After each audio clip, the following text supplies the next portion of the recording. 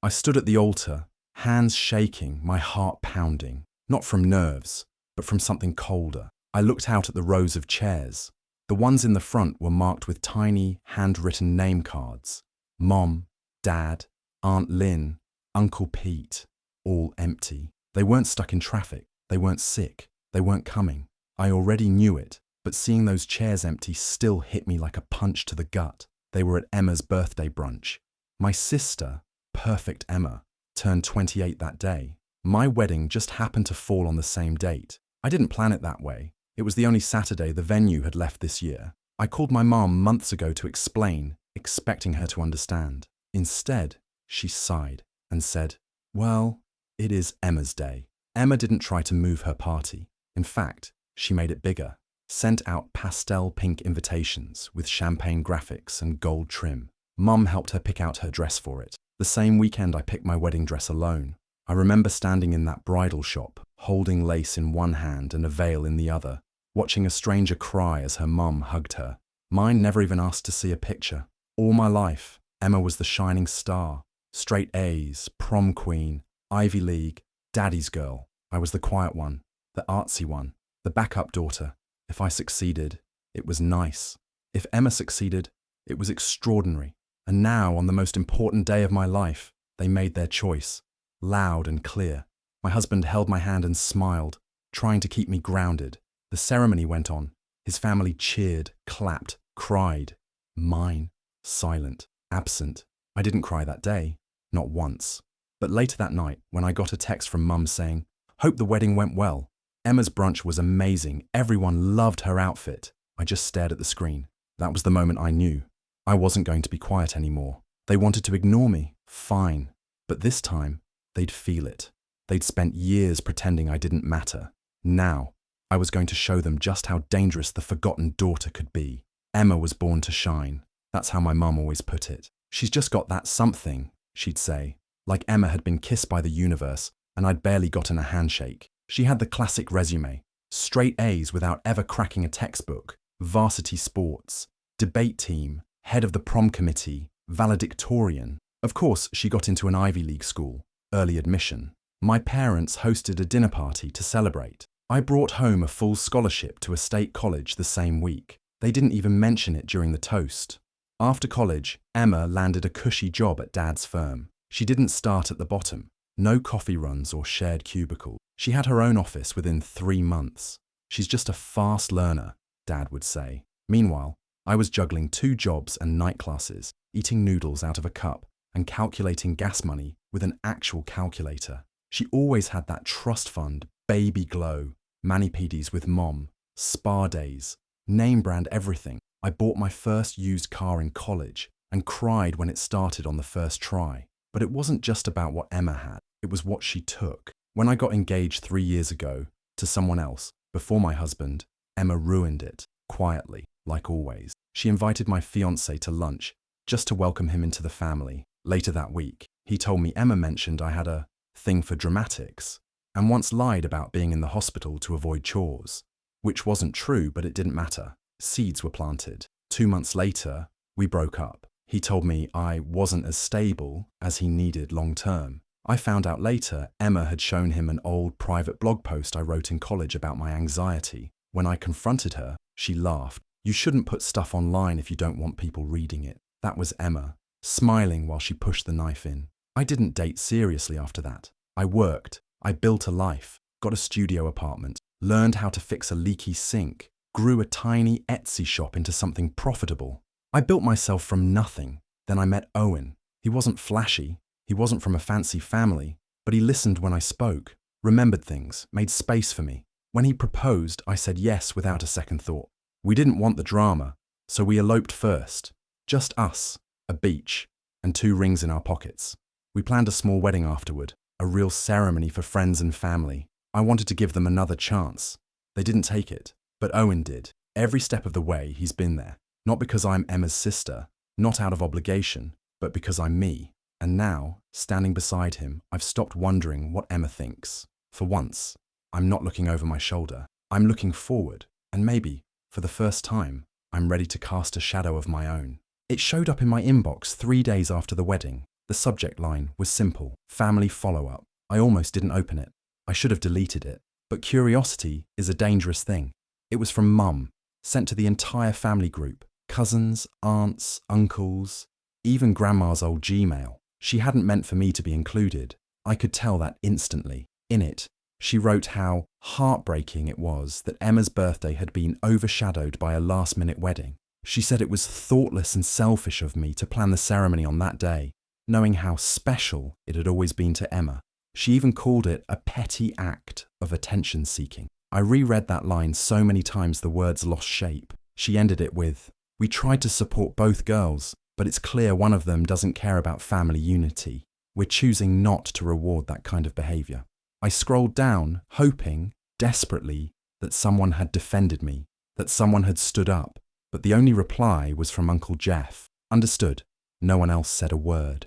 I sat there in my living room, Owen asleep in the other room, and just stared at the glowing screen. Not crying, not angry, just numb. It wasn't just about skipping my wedding anymore. It was the confirmation I'd always feared. I wasn't the daughter. I was the afterthought, the inconvenience, the one they tolerated because they had to, and they didn't even bother to hide it.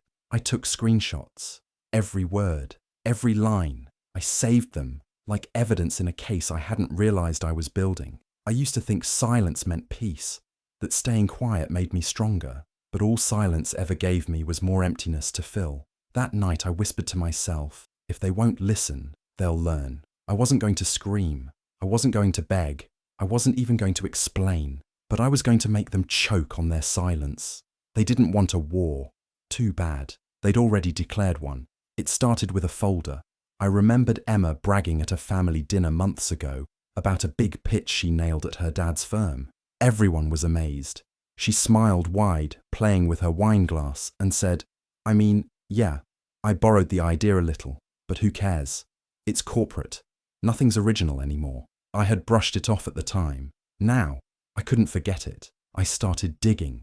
The company had a website with some of their client work posted, and there it was, the campaign she'd claimed as hers. I did a reverse search on a few phrases in the proposal and found something, an older version, nearly identical, posted in a small marketing blog 2 years ago. Different names, different logo, same concept. Emma didn't just borrow the idea, she stole it. I didn't write a dramatic letter or go on some revenge rant. I just sent a quiet, clean email to the firm's HR department, anonymous. I attached both files and simply asked, "Are you aware this pitch closely matches one from 2021? I didn't sign it. I didn't use my name. I created a burner email, sent it from a coffee shop Wi-Fi, and deleted everything afterward. Then I waited. It didn't take long. A week later, Emma posted a story on Instagram with a caption that read, "Some people are so jealous it's funny. Watch me rise anyway." The smile didn't quite reach her eyes. I smiled back at my screen. From there, I started planting seeds. Little ones.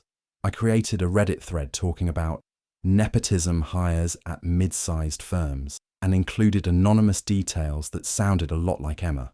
The comments exploded with similar stories. I shared the thread with the company's public Twitter under another fake account. A few days later, I emailed another anonymous tip, this time to a journalist who'd written a piece on toxic workplaces. I hinted that a local firm in the city had been quietly letting executives' kids bypass the rules. I gave just enough info to make it real.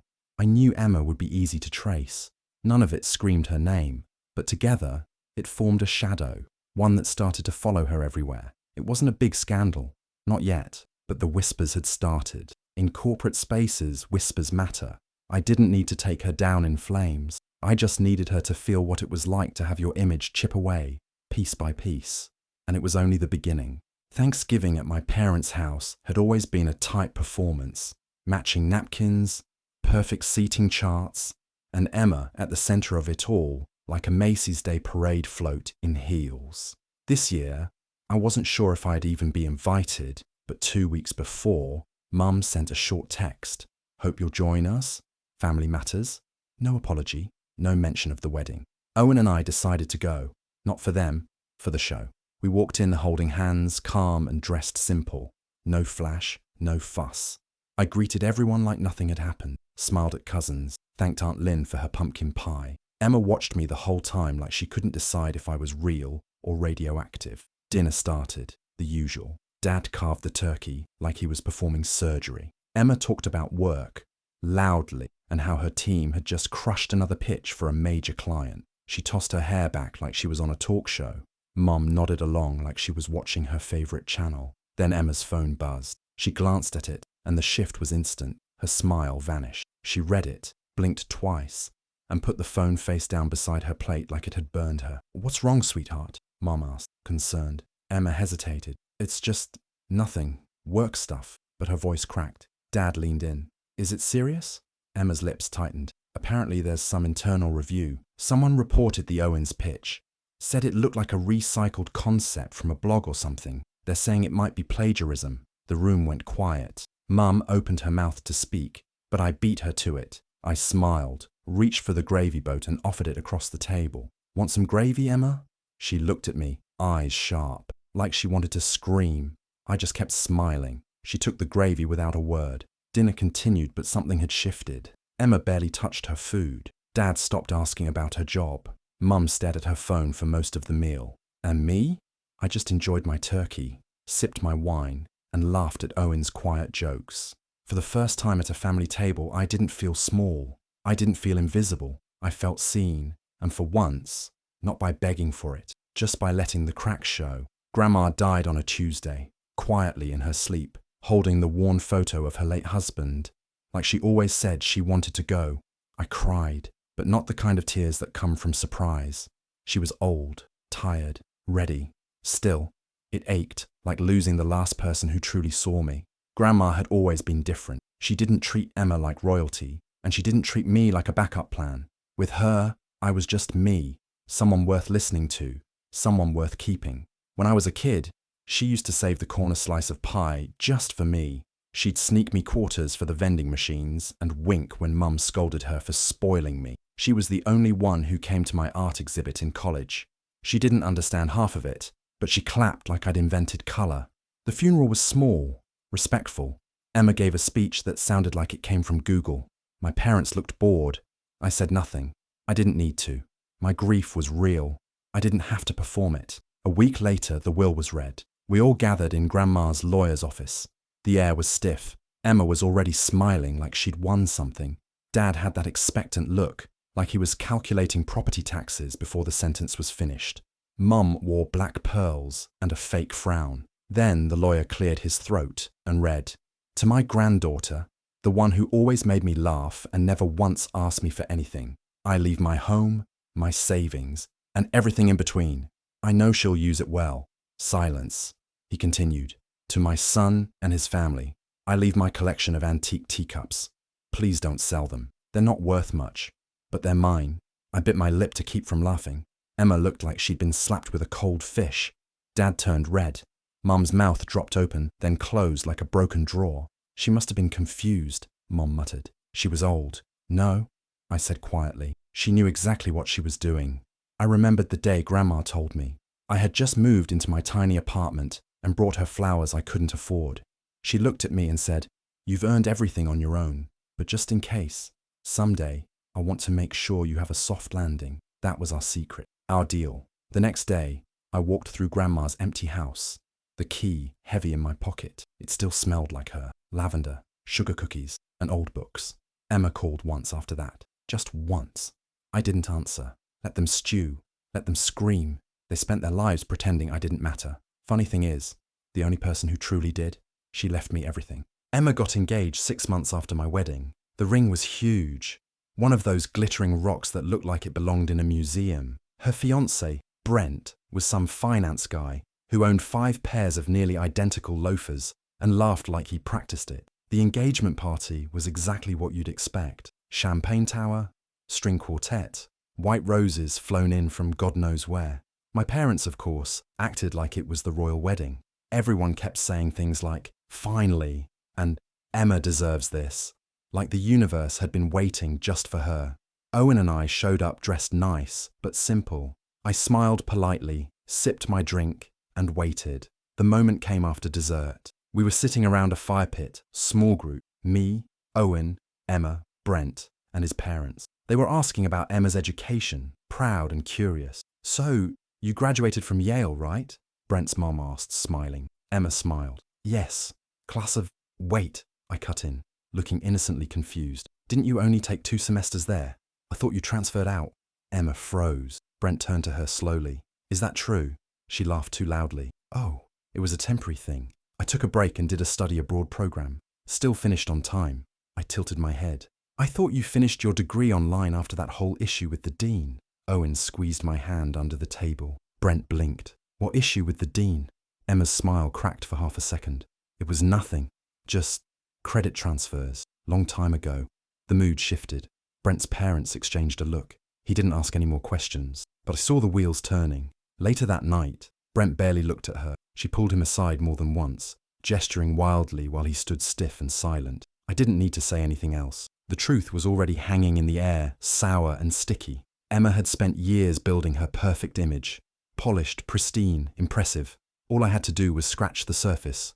And now, it was starting to flake. I didn't plan to go public. For a while, revenge had been quiet. Small moves, subtle jabs, personal satisfaction.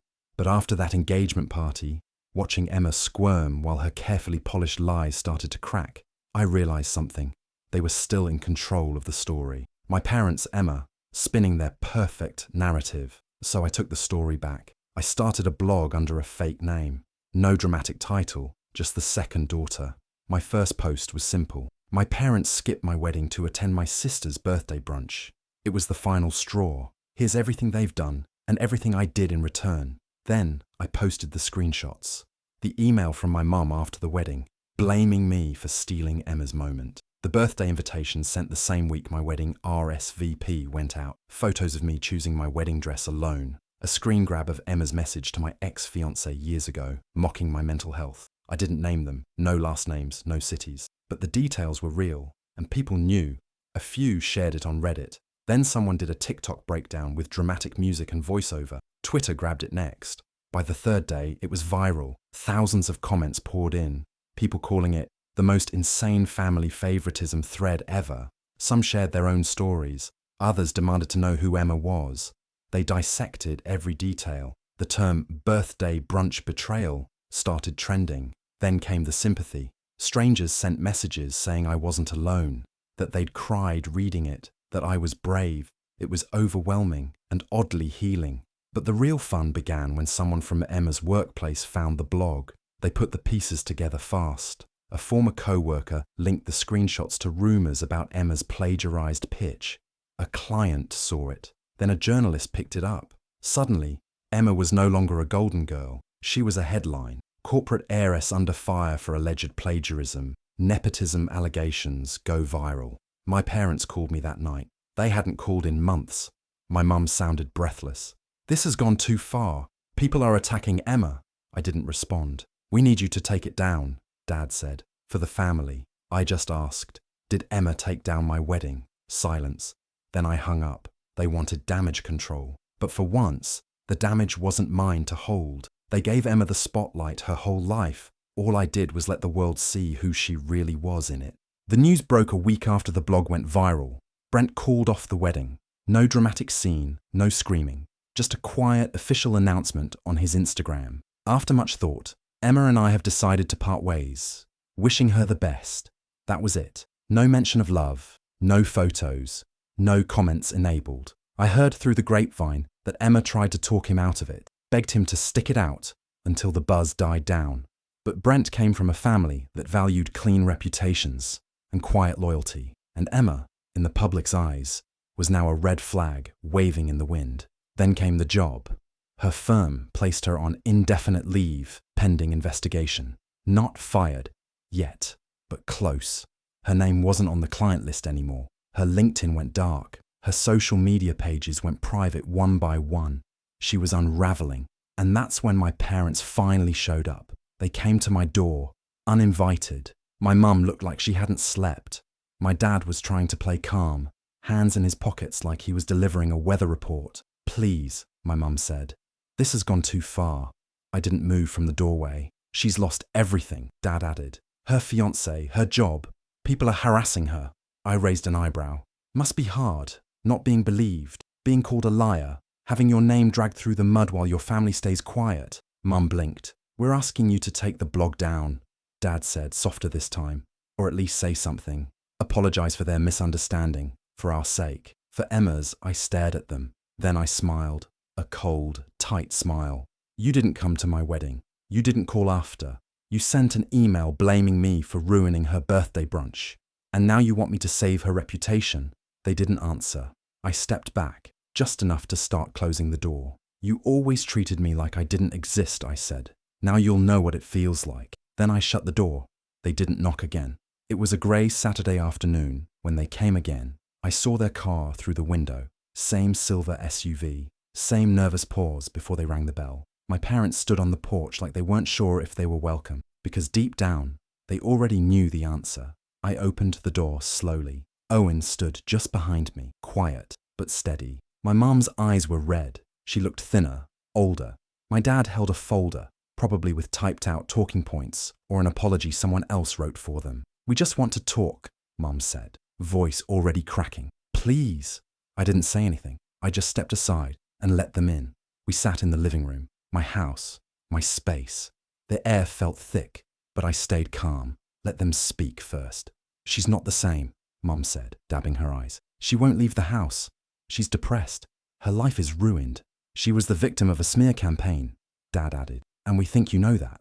I stared at them. No one forced Emma to lie about her degree, I said, or steal someone else's work, or sabotage my engagement, or act like the world owed her praise every time she blinked. That's not fair, Mum snapped. You took it too far.